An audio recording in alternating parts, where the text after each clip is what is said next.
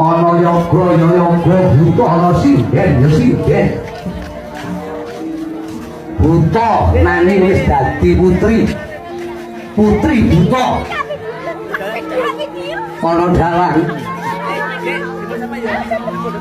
buta nanging wis insap warna-warna busane Sang Prabu Bawanaraka Sura ing Cinandra kanthi kaya panjraing Puspita.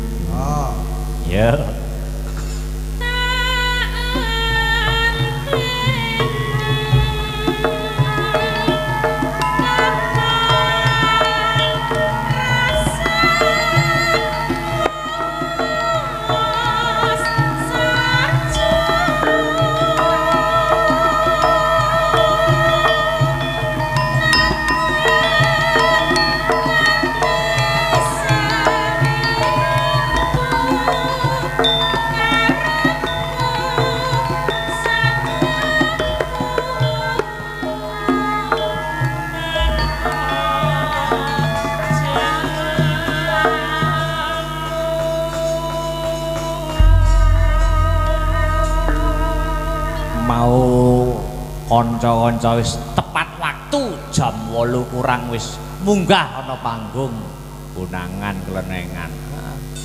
Tapi ya ana sing munggah terus medun neh kok le.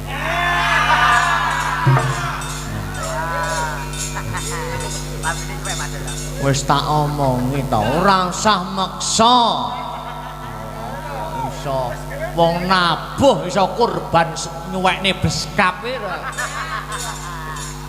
Ora nemen ora layang.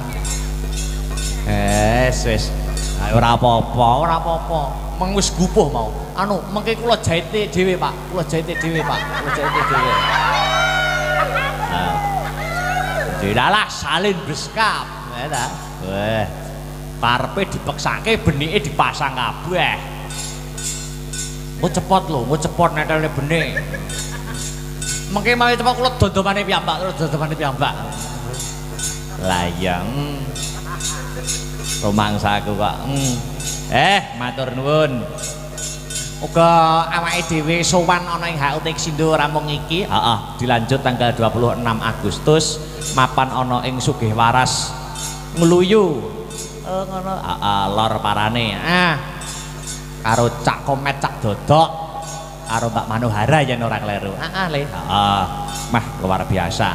Ngaturke pangapunten ingkang ageng niki Dik Niken Salindri boten saged tumut wonten ing sesen gara-gara amargi kula angsal palaporan saking pihak manajemenipun mbok menawi raganipun kirang fit kirang sehat ayo ora apa-apa dimaklumi ayo wong yo bladeg bendina acarane padhet ora masalah Mas penting ya wis kulungsu melu udo nderekke memeriahkan acara ana ing HUT Eksindo ke-8 ya Dik Sinta karo Mbak Sri Wesek jumeneng sepoti cok ya maka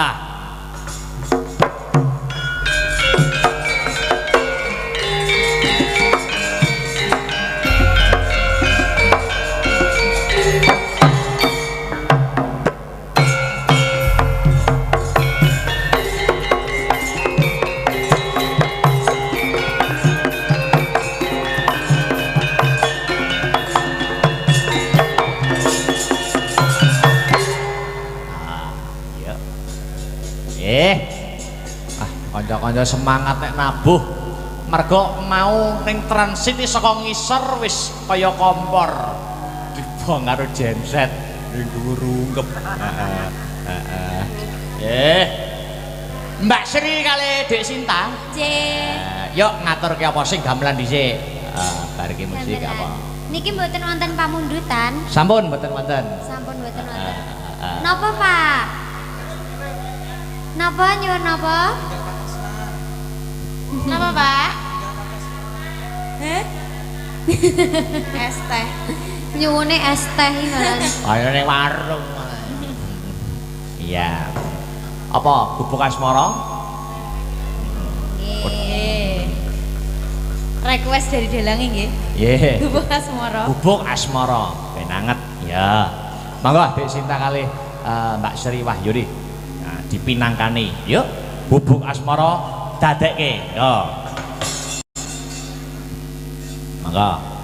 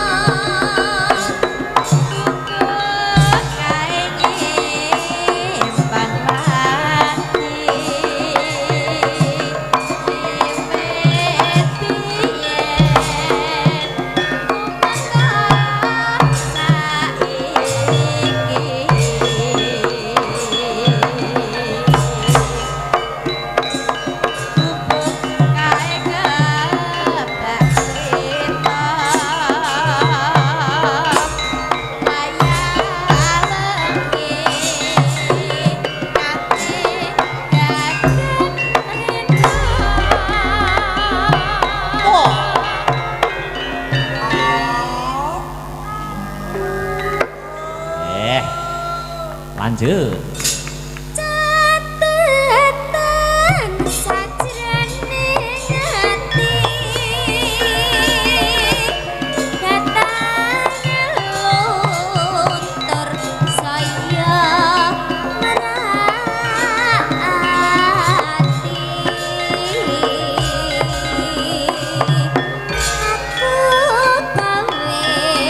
Hati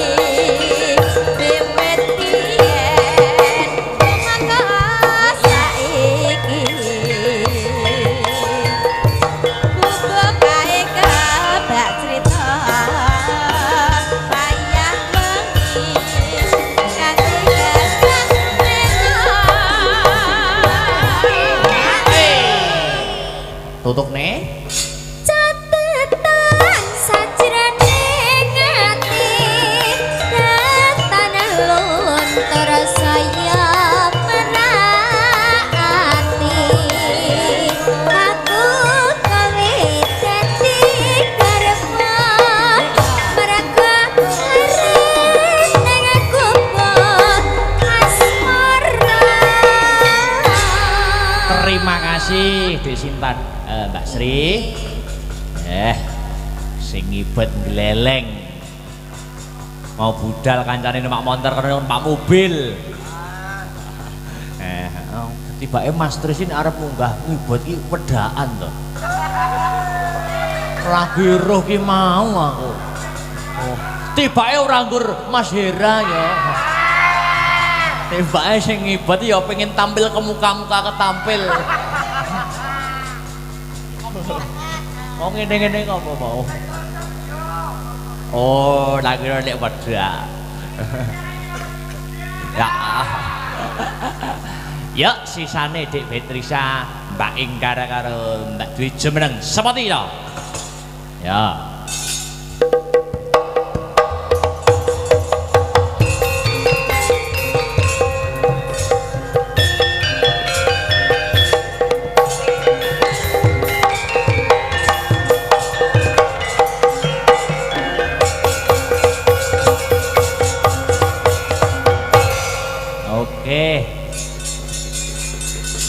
Tibake isih ana pamundutan Mbak Inggar. Nggih, napa?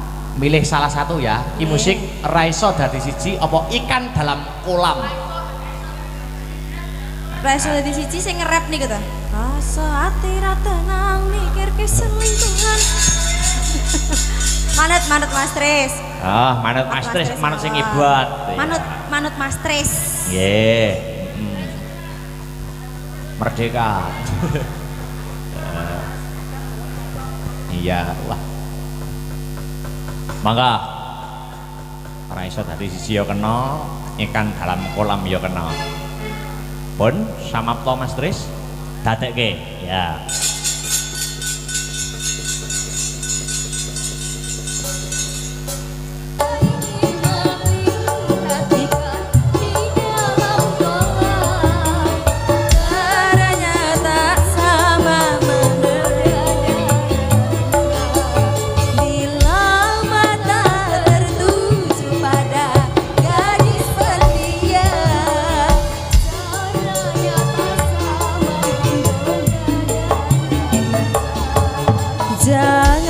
Jangan dulu, janganlah diganggu, biarkan saja, biar duduk dengan tenang. Senyum-senyum dulu, senyum dari jauh. Kalau dia senyum tandanya hatinya mau. Oke Rio.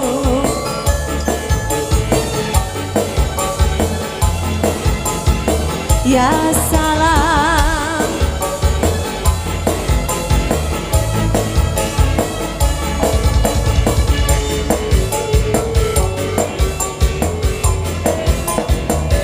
Ya salam.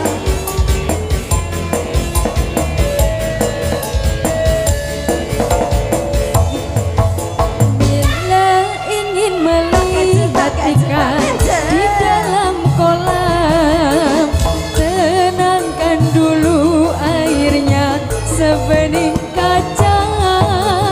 Bila mata tertuju pada gadis pendiam, caranya tak sama menggoda darah lincah.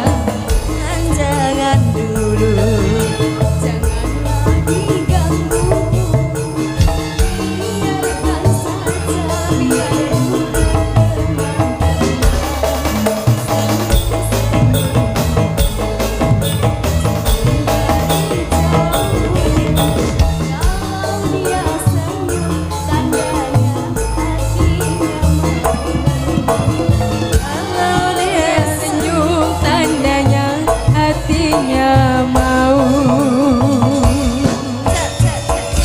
Terima kasih keripik gedang keripik telo sithik edang waton rata ngaturaken pangapunten menawi wonten tembang-tembang ingkang dereng kula pinanganti disambung panci sanes ngono terus parikesit dadi ratu. Ayo disekseni kaya ngapa ndara parikesit anggone berjuang nganti sukses dadi ratu ana Prajaya Wastina. Ayo le kaya ngapa babare nglakon. Ayo Mas Gareng tak derekke.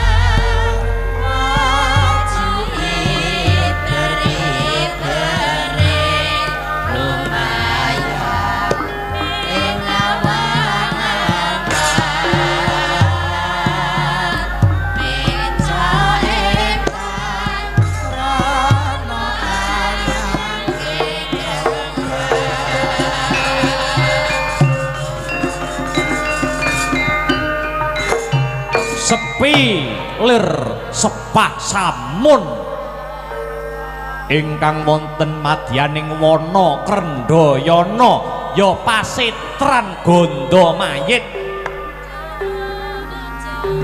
Awit pasitran Ganda Mayit wis kondang dadya papan pengalapan jalma mara jalma mati, papane jin setan priprayangan engklek-engklek balung atandak. Parandene ana titaing Gusti ingkang mapan ana kono, patrap semedi maladi hening nenggih sang calon ratu Yawastina risang pari kesit ya sang paripurna. Teteki yoga brata mandeng pucuking grana anut marang giyawaning kekayun, kayungyun nangayati parutama kaya mati sajroning urip, urip jroning pati, liyep layape ngaluyup pindha pecating supena, sumusuping rasa jati. Jati-jatine risang pari kesit, nafsu sekawan perkawis wis biningkas amung sajuga ingkang sini dikara meminta aning ngarsaning Gusti ingkang Maha Nasa. Marmodatan mukal awit saking gentur tapane manteng semedine maweh Prabawa kanang gara-gara wonten ing kahyangan Suralaya. Satemah sang Hyang Pramesti Guru anduta kami tuwaning dewa nenggih Bathara Narada kinen hamrebeki ungganing paripurna petrek-petrek saking kayangan. Pari kesit Jogara anggon kita pun ulun Kang Prapta paripurna.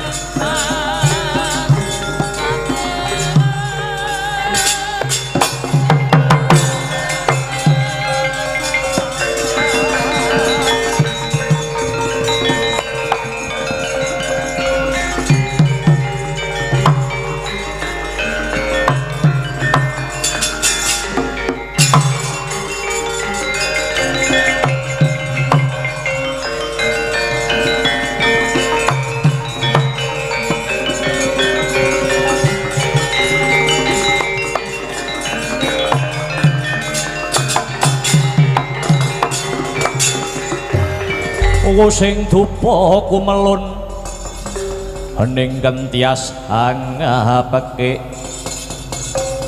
kawengku sagung jajahan ing punika menawi mboten sisih pandulu kula Jawata ing sidik pangudal-udal pukulun Bathara Narada inggih sang kanika putra ingkang rawuh hanjogaraken anggenipun parikesit patrap maladi hening. Iya parikesit pun ulun ingkang sowan dene apa ta wigatine ulun ngabiyantara hanjogarake anggon kita tarak brata awit topo bratamu wanter nganti ndadekke kayangan Suralaya ketaman goro-goro kagiri-giri mubal endute si Blegedaba ngakak galak umitir petite sang yang Nagaraja agawe goreh rongeh para Hapsara miwah Hapsari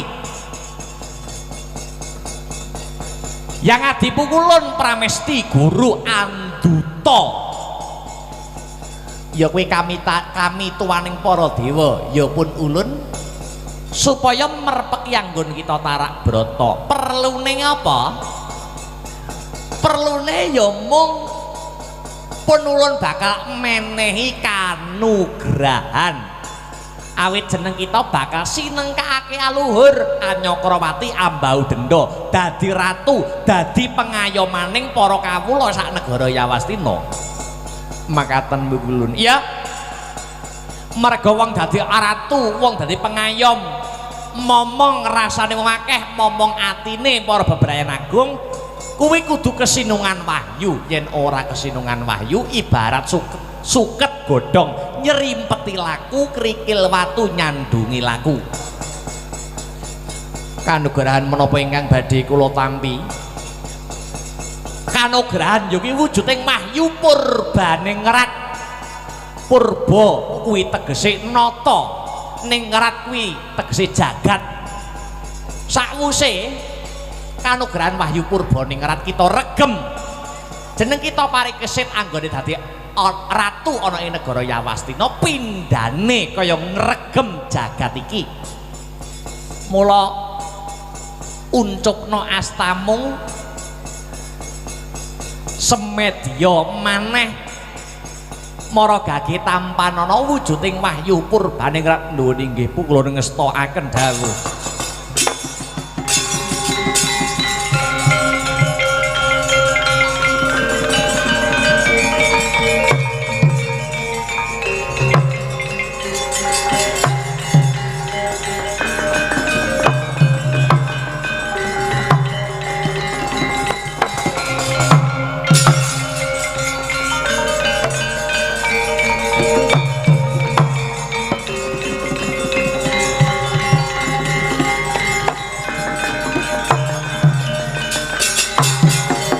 tan samar pamoring suksema sinuk maya winah ya ing hasepi sinimpeng telenging kalbu ing ngaturaken panuwun pukulun Bathara Narada awit kanugrahan ingkang sampun kula tampi ya padha-padha parikesit enggal baliya ana ing negara Yawastina tekamu wis banget dianti-anti karo para pepundhenmu ing negara Yawastina sarta dienteni para bebrayan agung enggal baliya nyuwun pamit ulun uga nyuwun pamit bali makyawangan parikesit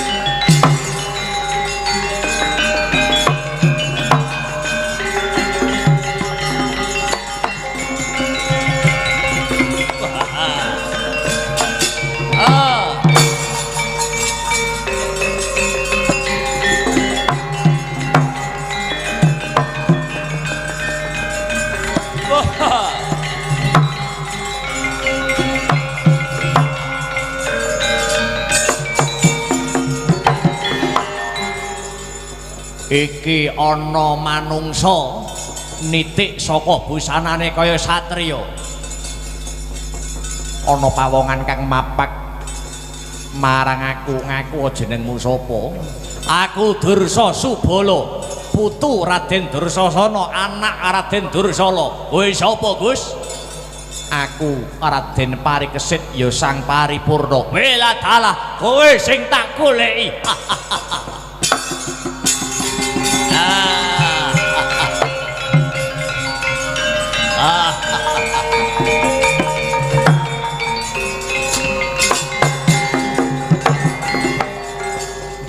arep kang ngendi? Si Dursa Subala goleki marang Parikesit. Kowe calon ratu negara Yawastina. Kasembadan dadi ratu ana ing negara Yawastina. Yen wis bisa nandingi Dursa Subala, apa dosa kang sarta luputku? Ora usah takon dosa kang sarta luput. Dosamu mbok gendong, luputmu mbok indit. Cekak cukupe kowe kudu mati ana tangane Dursa Subala yen pancen nyata prawira cobanan kasektening Parikesit. Oh, remet diadiawu kowe.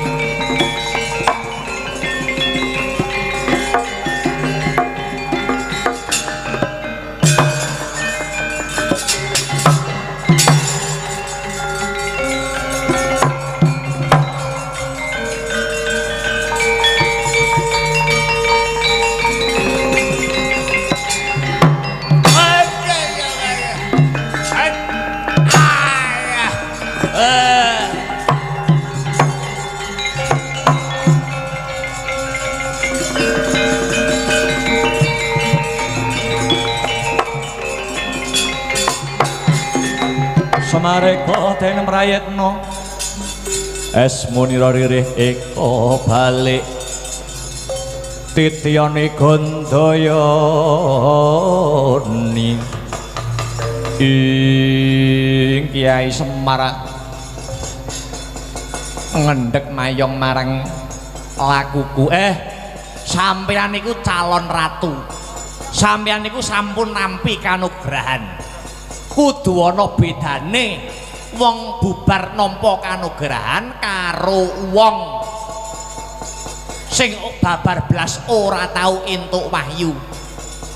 Niki peranakane Kurawa badhe males hukum. Ning nek sampean mateni sami-sami ning titah padha padaning umating pangeran, apa bedane Parikesit karo wong-wongane Kurawa? Sampeyan sebaraken rasa welas kang sarta asih, sampeyan gedhekne rasa pangapura sampeyan supados anggen paduka dados ratu saged gangsar saged lancar lan nyimbolaken Nalendra pimpinan ingkang tresna asih saged ngayomi prakawula Den.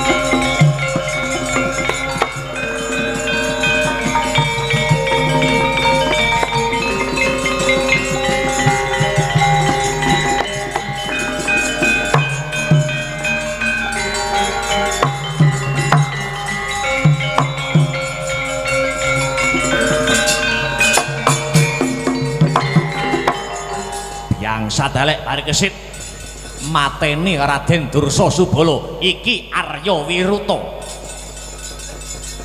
anake Ratu Sinduh Kanjeng Rama Jayajatra. Mbahmu mbiyen sing mateni Sudarmaku, aku arep males hukum padine wong tuaku. Arya Wiruta piye yen kowe arep mateni Parikesit Patenana, pati uripe manungsa kuwi dudu manungsa liyane sing nyekel nanging ana panguwasaning Gusti kang murbeng dumadi. Pancen bener aku kuwi calon ratu kang mapan ana ing Praja Yawastina, ning kuwi kabeh dudu karepe Parikesit, kuwi kabeh dudu karepane si paripurna. Kuwi kabeh saka pirembuke para sesepuh lan para pepunden lan kabeh suarane para bebrayan agung ing negara Yawastina. Sing biyen ya wis biyen ayo saiki padha gedheki rasa tresna kang sartwasih. Yen pancen ana kaluputane pepundenku para Pandhawaku njaluk agunging samudra pangaksami. Nanging manungsa urip ana ing jagat padang iki kon ngrembakake rasa tresna kang sarta welas asih. Yen mung wales winales patine wong tuane banjur besok kapan rampunge lelakon iki. Senadyan kodrate pancen Kurawa sak tedhak turune kuwi cures, nanging apa ora mbok pengini kowe nandur kabecikan supaya tetep langgeng nggonmu urip mapan ana ing lajering kautaman.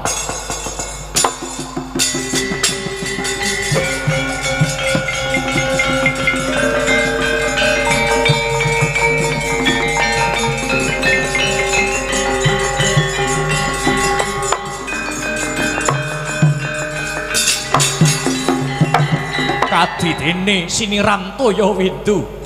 Oh sang Parikesit, rumangsaku bener apa sing dadi ucapmu? Aku mung gebrongot jaman kepungkur lan kena urup-urupe. Raden Kerti Windu, sejatine manut dongeng Sudarmaku bapakku kuwi bisa lair ya saka bungkuse Raden Werkudara duk rumuhun. Ora ana bapakku yen ora ana Pandhawa, ora bakal Sudarmaku Raden Jayadrata bisa urip ana ngalam padang tanpa ana Raden Werkudara. Bakal tak cupet anggonku males hukum sedane wong tuaku, aku bakal manunggal dadi siji kekuatan kelawan para Pandhawa. Yen pancen mangkon Arya Wiruta ayo enggal nutuke laku bebarengan sowan pepunden ing Yawastina. Ora ana gaman sing paling ampuh kejaba mung gaman manunggalan Arya Wiruta.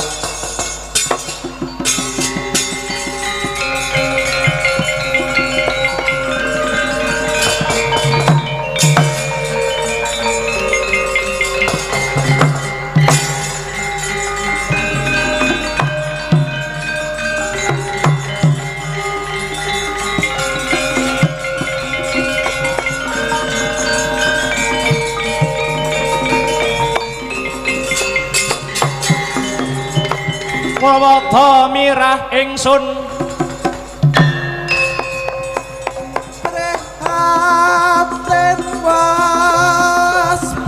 aku ngicil tuhu dahan tanpa karya sekang rinemakan Gusti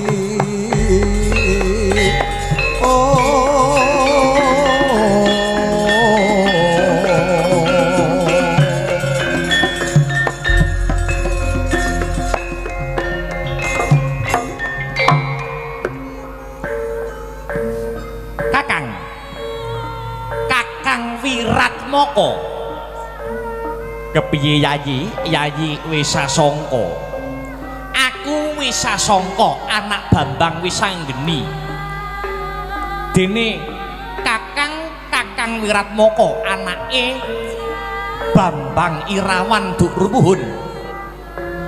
Aku karo Kakang Temaka ning Prajayawastina kene ora ana sedya kang liya kejaba mung goleki Kanjeng Eyang Janaka kang dina sakmengko mapan ana ing Prajayawastina ngombyongi anggone sedulure pranakan Pandhawa bakal ngadani upacara wisudan Ratu Anyar Si Parikesit enggal diupadi ana ngendi dununge Kanjeng Eyang Panengah Pandhawa Raden Janaka. Ayo Yayi.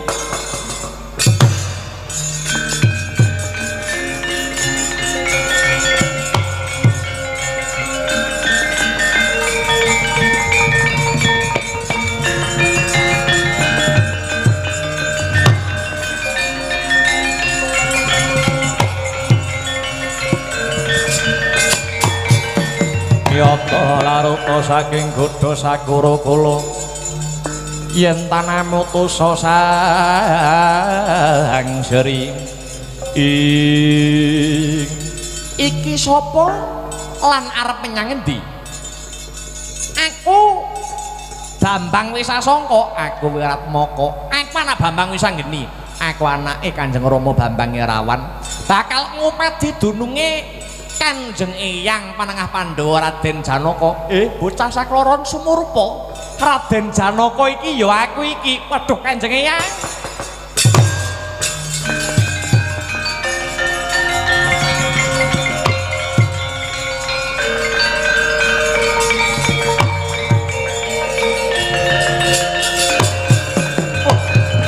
Kanjeng Eyang lah kok mapan wonten mriki sumurupa kula. Aku kedarang-darang mergo aku dikuyo-kuyo karo putuku Parikesit. Parikesit arep dadi ratu, aku ditundung saka Prajayawastina. Sajake wis lali yen to aku iki eyange aku kuwi mbae. Aku dicutat kaya wrejit cacing mbuh tibaku aku arep menyang endi kingku. Aja semelang rasamu Eyang. Parikesit karep ben sing ngukum ya kuwi wis sasangka karo Wiratmaka.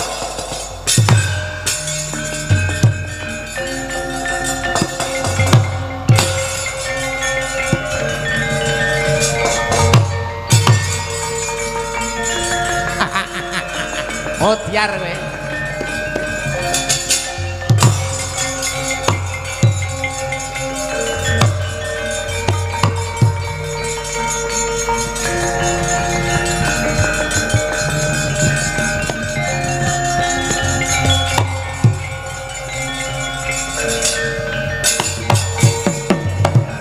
Dinuta lawan Kanjeng Eyang Dwarawati kon ngupadi dom sumusuping banyu mbok menawa moganing lelakon ya kuwi moganing lelakon mbok menawa iki mengkono sing batalake Si Parikesit anggone dadi ratu. Iki ana bocah nom sapa? Aku wis sasangka semedya lakumu arep mateni Parikesit ya iki sing dikarepke.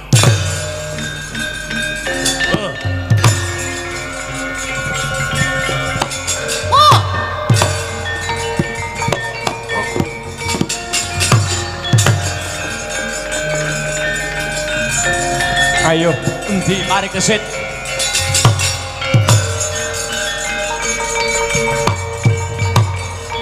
Ayo, endi Parikesit? Tanding ngono aku.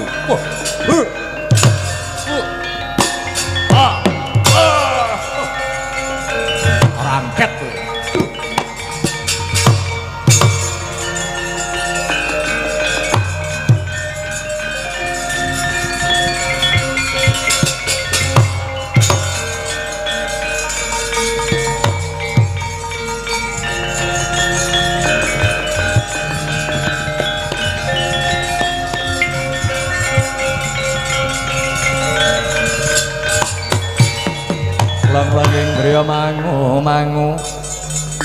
mangungkung kanduhan rimang ing parikesit wis timbul bubar saka ngendi Cah Bagus Kanjeng Eyang kula bibar teteki brata ngantos nampi kanugrahan saking Jawata wujudipun wahyu purbaning ngarep bagus putuku tenan sumeneo sawetara ayu enggal tata-tata kanggo wisudan ratu misuda marang jeneng sira kula parikesit lho kae sapa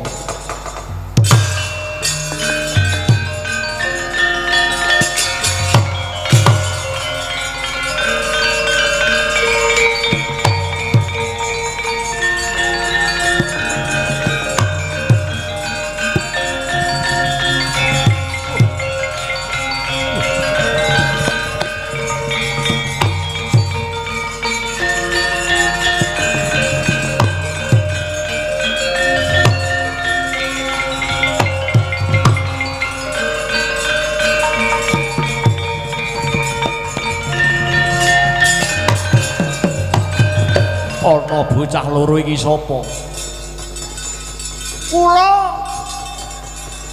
kula wis sasangka kula Wiratmaka lho kowe anake Bambang Wisanggeni karo anake Bambang Irawan lakar kados mekaten lakar kasinggihan aku eyangmu Janaka lho teng margi wonten ingkang ngaku-ngaku Raden Janaka wah ya kuwi sing dadi satru trubusane mungsuh Janaka iki sejatine aku lelaranging jagat lancuring Madyapada nggih nek kula nggih percaya sing niki nek nika wau rupane kowe ciduk dawet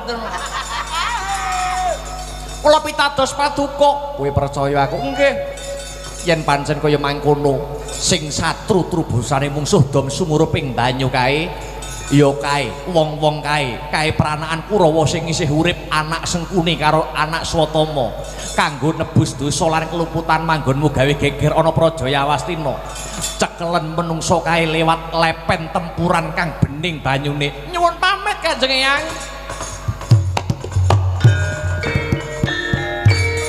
kumaling si cincin kuling jakune kula rame amalungi meretakan pasti bebas gagah menjar ingkang pancerina mencorong dermawajar esrojan moayu tumandak makarya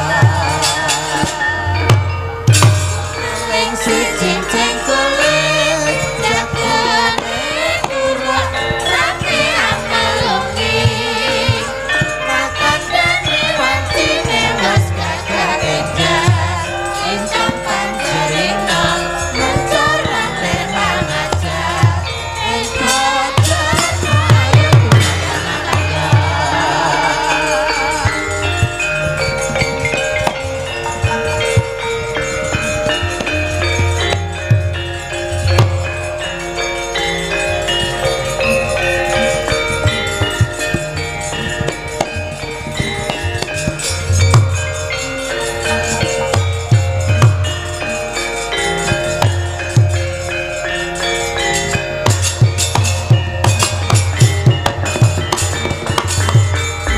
piye Arya Wiruta wis entuk gawe apa wis sida mateni parikesit nyuwun sewu Raden owah ingkang dados manah kula owah piye kula netepaken sakniki kula badhe manunggal kekuatan kalian barisanipun para Pandhawa pedahipun menapa paten pinaten ingkang boten wonten rampungipun malah sumangga kula kanthi kula gandeng tangan paduka Raden Kertiwindu manunggal kekuatan kalian barisanipun para Pandhawa nyekseni Ratu Anyar wonten ing Prajayawastina wo pengkhianat tak pateli kowe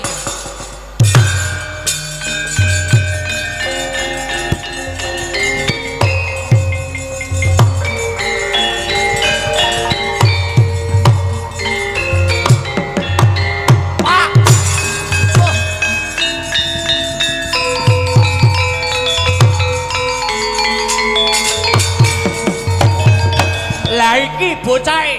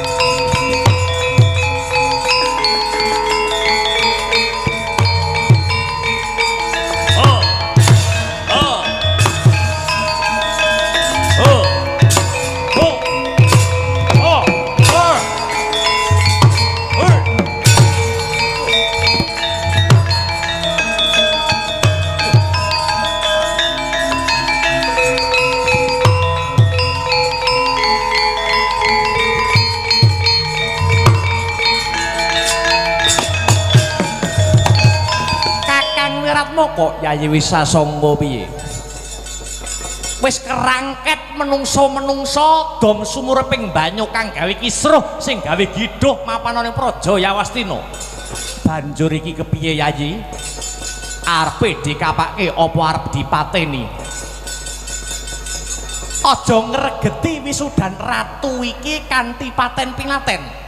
Awake dhewe dadi nom-nomaning para Pandhawa kudu bisa paring patuladan. Lah banjur piye Yai? Kunjara selawase urip.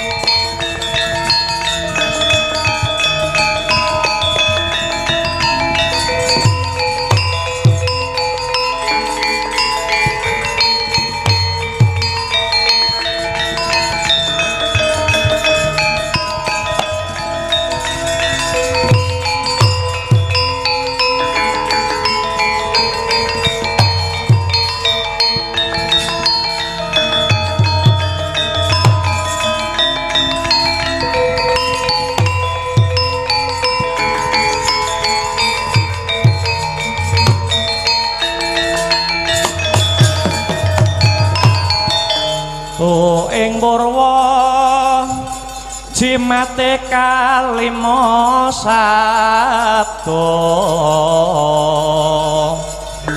prateng Demak Nagari anja jimatira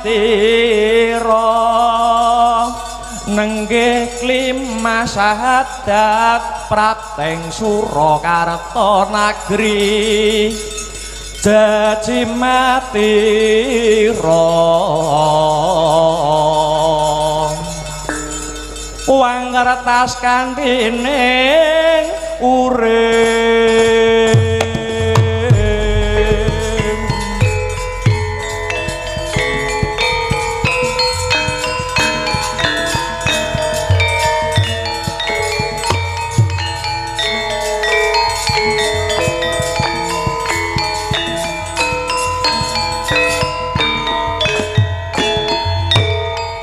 Kesit ya sang paripurna Koko Prabu sampun titi mangsanipun badhe kajumenengaken wonten ing Yawastina menika. Lakar kados mekaten Yayi. Putuku bocah bagus.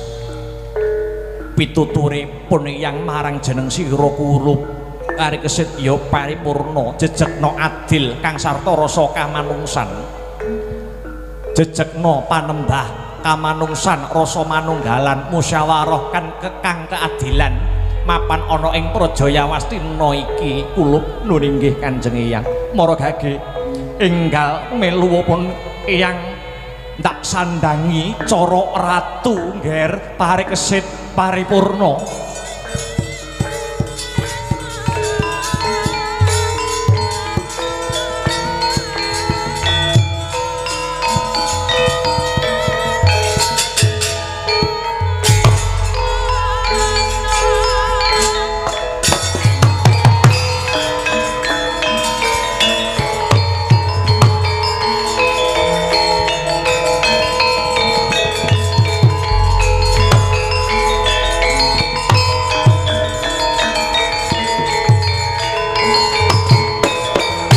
Ing kono wau sinandangan busana kanarendran risang parikesit ya sang paripurna pindhane Prabu Pandu Dewayana ingkang gesang malih sak sampunipun sinandangan wujudipun sandangan kanarendran surak gumuruh wadyagong bebrayan agung ingkang mapan wonten negari Yawastina nyekseni wisudan Ratu Anyar sang parikesit surak gumbira warga Gong Ngastina parikesit ratu parikesit ratu parikesit ratu parikesit ratu.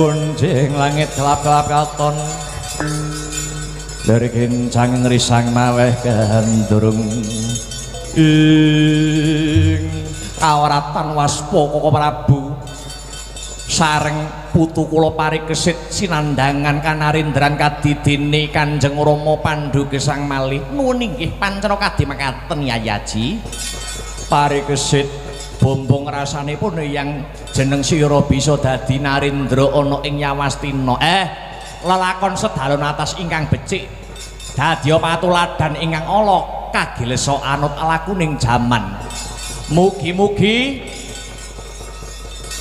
Raden Parikesit anggenipun dados ratu saged ngayomi para kawula mbangun desa Nataputra.